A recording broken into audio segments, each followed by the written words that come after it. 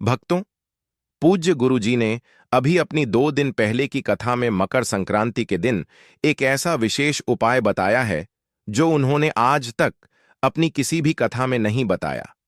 पूज्य गुरुजी ने कहा कि जब आपके हाथ तंग चल रहे हो, जब रुपए पैसे कहीं से प्राप्त ही ना हो पा रहे हो, जीवन में चारों तरफ से सिर्फ और सिर्फ परेशानियां आ गई हों, उनसे बाहर निकलने का कोई रास्ता ना दिखाई पड़ रहा हो, व्यापार, फैक्ट्री, नौकरी, दुकान या कुछ भी ना चल रहा हो, चारों तरफ से नुकसान ही नुकसान हो रहा हो, तो आपको यह एक उपाय सिर्फ मकर संक्रांति के दिन कर लेना है।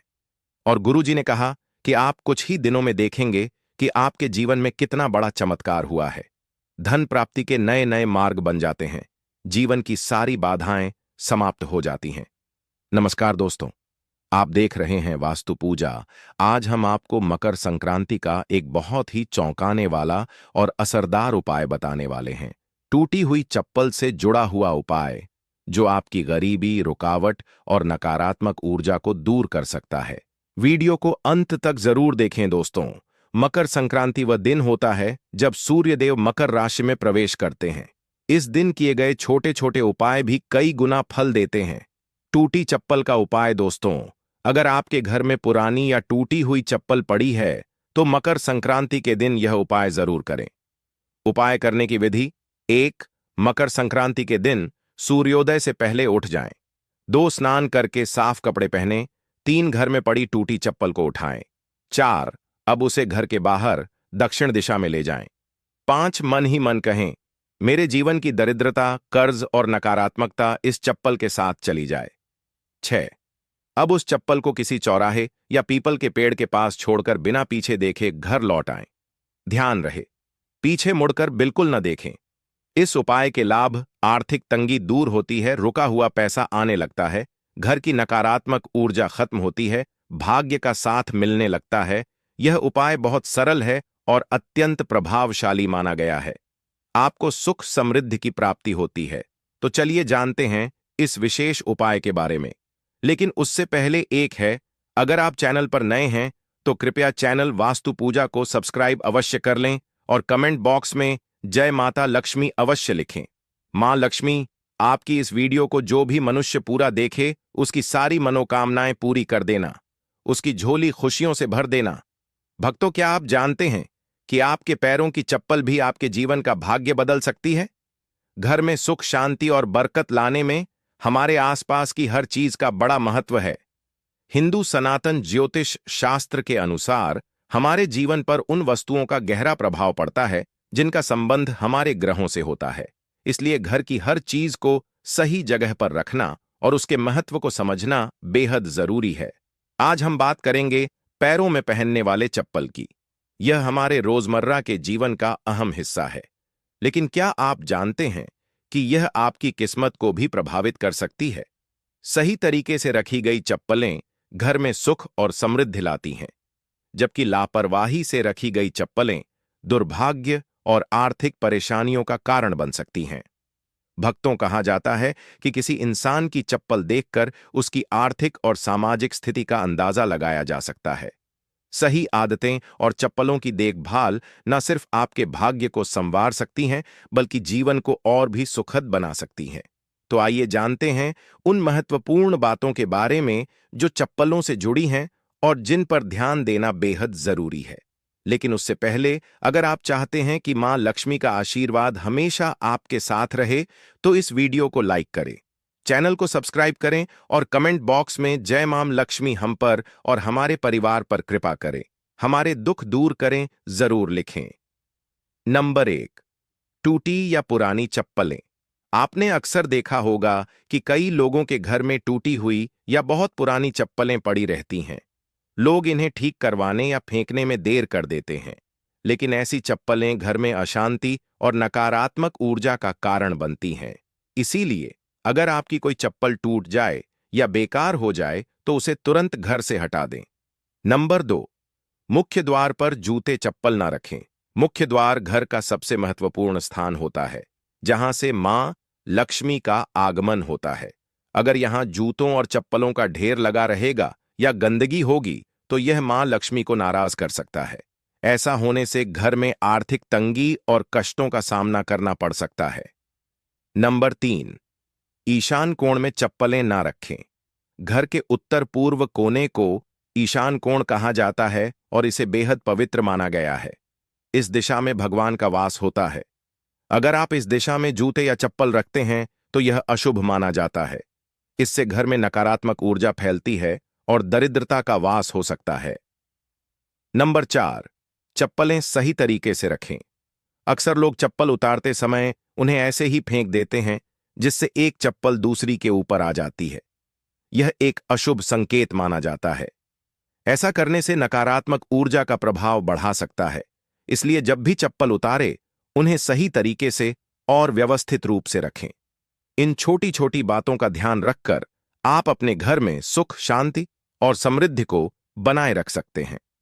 यह बातें न केवल आपके जीवन को बेहतर बनाती हैं, बल्कि आपके आसपास के माहौल को भी सकारात्मक बनाती हैं।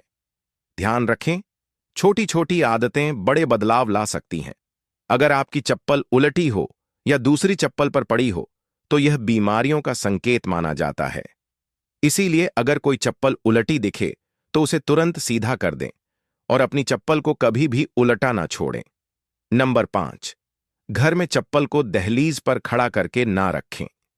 कई लोग चप्पल को सुखाने के लिए दहलीज पर रख देते हैं, लेकिन ऐसा करना अशुभ माना जाता है। इससे घर में नकारात्मक ऊर्जा उत्पन्न होती है और बरकत खत्म हो जाती है। दहलीज को घर के प्रवेश का महत्वपूर्ण स्थान माना गया है, जिसे साफ सुथरा रखना जरूरी है। जब चप्पल या जूते दहलीज पर रखे जाते हैं, तो यह न केवल घर की सुंदरता को प्रभावित करता है, बल्कि देवी देवताओं की कृपा को भी दूर कर सकता है। नकारात्मक ऊर्जा का असर हमारे मानसिक स्वास्थ्य और परिवार के सदस्यों के संबंधों पर भी पड़ सकता है। नंबर 6, जूते चप्पल पहनकर कभी भोजन ना करें। माता अन्नपूर्णा इससे नाराज हो जाती हैं और दुर्भाग्य पीछा नहीं छोड़ता। इसी तरह घर की रसोई में भी जूते चप्पल पहनकर ना जाएं। यह बहुत अशुभ माना जाता है और इससे ग्रहों पर बुरा असर पड़ सकता है, जिससे जीवन में कठिनाइयां बढ़ सकती हैं। नंबर 7, घर के दरवाजे पर चप्पल उतारने से बचे। किसी को भी उपहार में जूते चप्पल ना दें। पुराने टूटे या घिसे हुए जूते चप्पल पहनना भी अशुभ माना जाता है। यह दुर्भाग्य को निमंत्रण देता है। अपने जूते चप्पलों को हमेशा साफ रखें और नियमित रूप से धोकर पहनें। घर में जूते चप्पल इधर उधर बिखरे ना रखें। जिस घर में चप्पल बिखरी रहती है, वहां शनिदेव का अशुभ प्रभाव पड़ता है। नंबर 8, अगर आप शनिदेव की कृपा पाना चाहते हैं, तो शुभ कार्य के लिए जाते समय या घर से बाहर निकलते समय फटे हुए जूते चप्पल कभी ना पहनें। ऐसा माना जाता है कि फटे या टूटे हुए जूते चप्पल पहनने से कार्य में रुकावट आ सकती है। शनिदेव को फटे हुए जूते चप्पल अप्रिय लगते हैं, जिससे उनकी नाराजगी हो सकती है। इसीलिए शुभ अवसरों पर हमेशा अच्छे और सही जूते चप्पल पहनने की सलाह दी जाती है। यदि संभव हो तो नए या अच्छी स्थिति में जूते चप्पल पहनें, ताकि आपकी यात्रा सफल और शुभ हो। इसके अलावा अगर आप किसी विशेष स्थान पर जा रहे हैं जहां अच्छे कपड़े पहनने की जरूरत है, तो जूते चप्पल भी आपके पहनावे का एक महत्वपूर्ण हिस्सा है। नंबर 9, शनिवार के दिन जूते चप्पलों का दान करना शुभ माना जाता है। खास तौर पर चमड़े से बने जूते चप्पल शनिवार को दान करने से शनिदेव प्रसन्न होते हैं। ऐसा माना जाता है कि यह दान इंसान की आर्थिक स्थिति सुधार है और जीवन की बाधाओं को दूर करता है।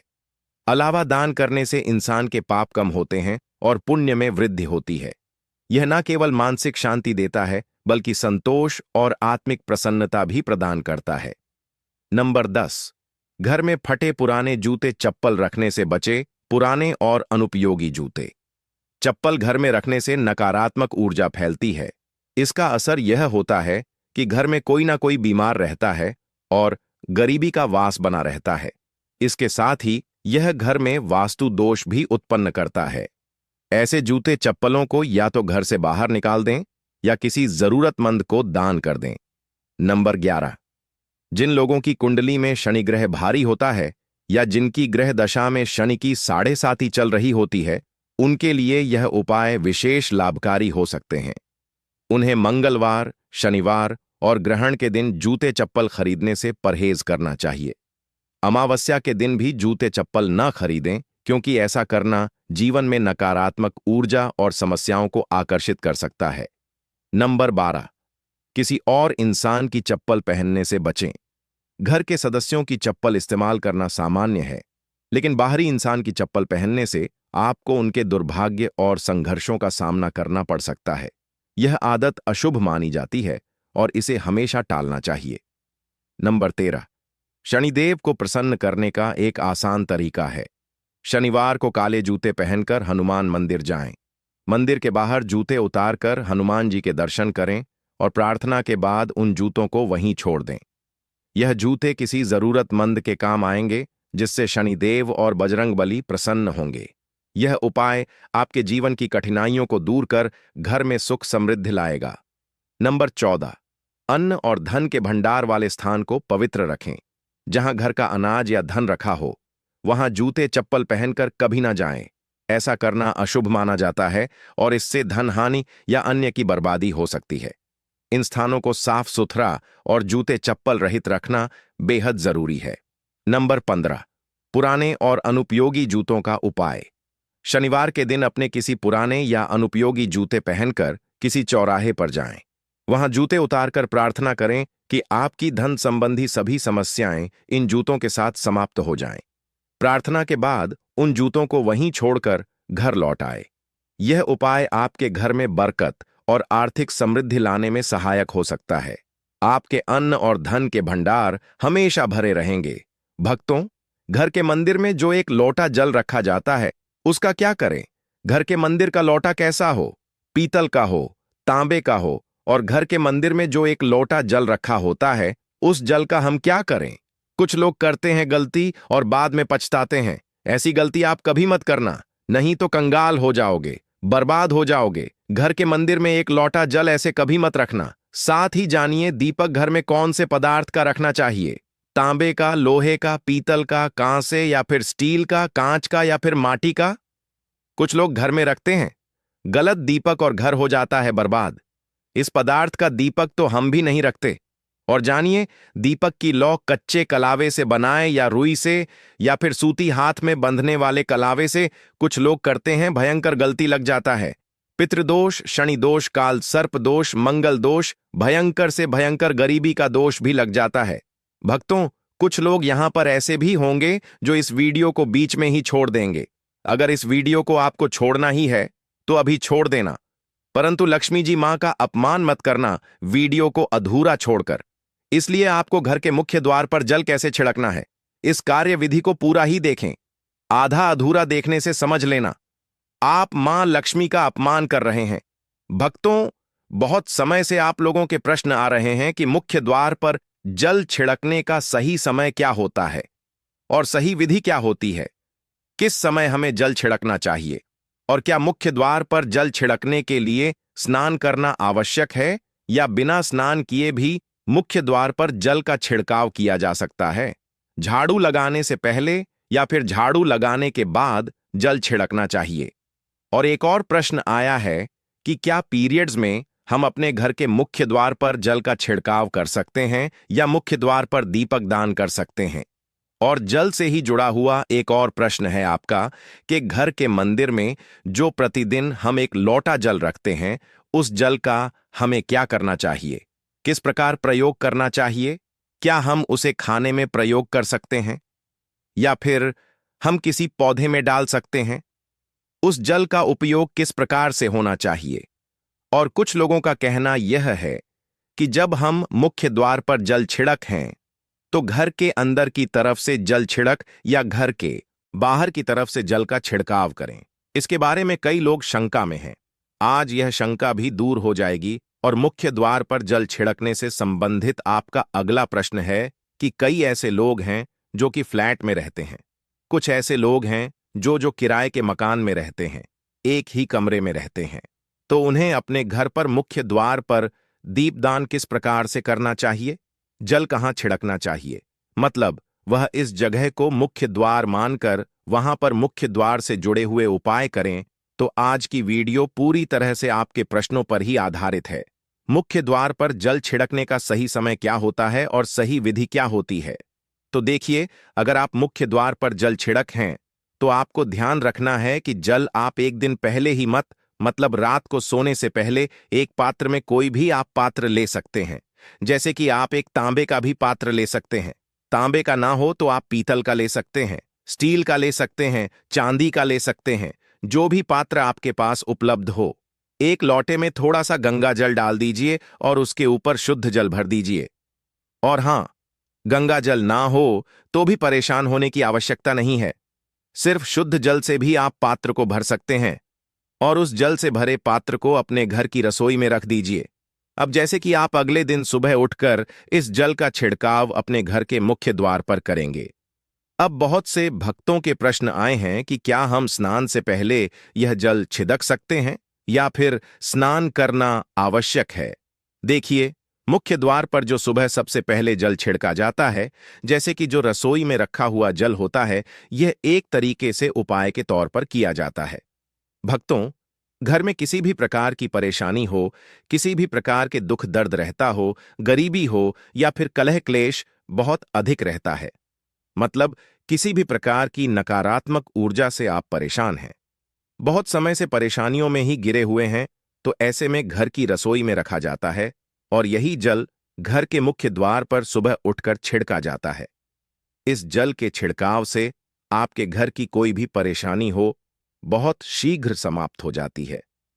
इस उपाय को करने से आपके घर में सुख समृद्धि भी आती है, कला क्लेश से भी मुक्ति मिलती है, बीमारियों से भी मुक्ति मिलती है।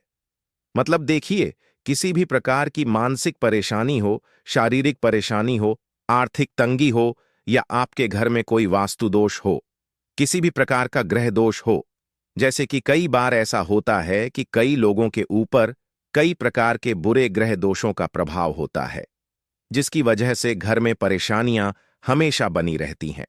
तो ग्रह दोषों के प्रभाव से भी आपको मुक्ति मिलती है।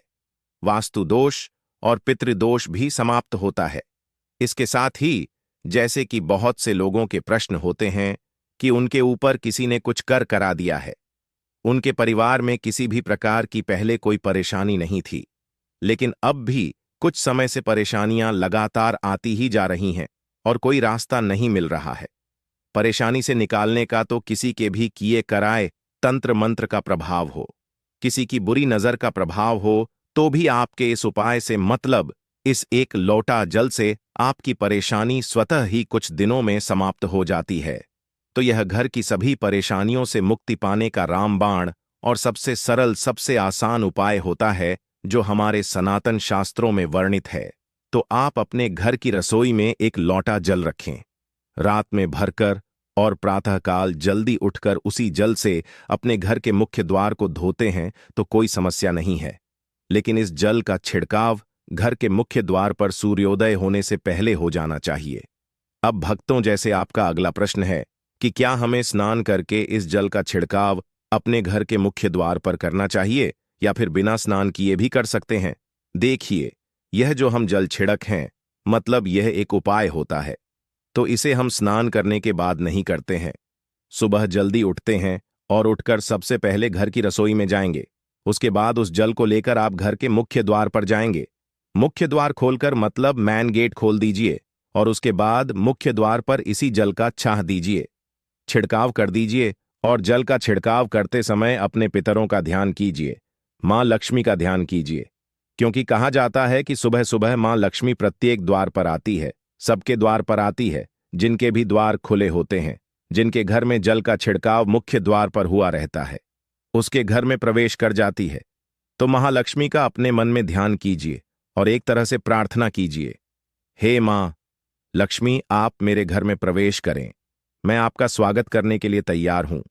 और इसके बाद अपने पितरों का ध्यान कीजिए, क्योंकि हमारे घर की दहलीज होती है, वहीं पर पितरों का वास माना जाता है। तो जब आप दहलीज पर जल के छींटे देते हैं तो आपके पितर बहुत प्रसन्न हो जाते हैं और उनका आशीर्वाद भी आपको प्राप्त होता है। तो सुबह जो आप जल छिड़के, इसके लिए स्नान करने की आवश्यकता नहीं है, बिना स्नान किए भी कर सकते हैं। भक्तों, वीडियो में आगे बढ़ने से पहले आपसे छोटा सा निवेदन है कि कमेंट बॉक्स में जय मां लक्ष्मी अवश्य लिखें। महालक्ष्मी जी, जो भी भक्त इस वीडियो को देख रहा है उसके घर में सुख समृद्धि आए, उसके घर में कोई भी परेशानी नहीं आए और पूरा परिवार सुख शांति से अपना जीवन यापन करे। भक्तों, अगर तुम में से कोई महालक्ष्मी जी को मानता है, तो अगर सच में ही भक्त हैं, आप इस वीडियो को लाइक कर कमेंट बॉक्स में एक बार जय मां लक्ष्मी लिख देना। बोलो पार्वती पते। हर हर महादेव। दोस्तों, शास्त्रों में बताया है कि अगर आपके घर में एलोवेरा का पौधा लगा है तो समझिए आपका भाग्य उदय होने वाला है। साक्षात लक्ष्मी पधारेंगी और कायाकल्प हो जाएगा। दोस्तों, एलोवेरा का पौधा ऐसा होता है जो आपने कहीं ना कहीं देखा ही होगा। हो सकता है कि आपके घर पर भी लगा हो और यह बड़ी आसानी से उपलब्ध हो जाता है, परंतु आपको इसका नाम हिंदी में नहीं पता होगा। इसका हिंदी नाम है घृत कुमारी या गौरगंध। अगर आयुर्वेदिक उपाय की बात करें तो यह शरीर के लिए बहुत ही ज्यादा फायदेमंद साबित होता है। परंतु आज आप एक बात जान लीजिए, एलोवेरा का जो पौधा होता है वह तांत्रिक गुणों से युक्त होता है और तांत्रिक रूप में यह रामबाण ताकत माना जाता है। अगर आपका शत्रु आपको बहुत ज्यादा परेशान कर रहा है तो एलोवेरा के पौधे से आप अपने शत्रु का विनाश कर सकते हैं। अगर आपके घर में धन आना बंद हो गया है तो एलोवेरा के पौधे का इस्तेमाल करके आप महालक्ष्मी का आशीर्वाद प्राप्त कर सकते हैं और आपके पास धन खींचा चला आएगा। अगर आप कर्ज के माया जाल में फंस चुके हैं तो एलोवेरा का पौधा आपको उस जाल से निकाल सकता है। यह आपके शरीर के बड़े से बड़े रोग को भी ठीक करने की क्षमता रखता है। दोस्तों, इस वीडियो में हम आपको एलोवेरा के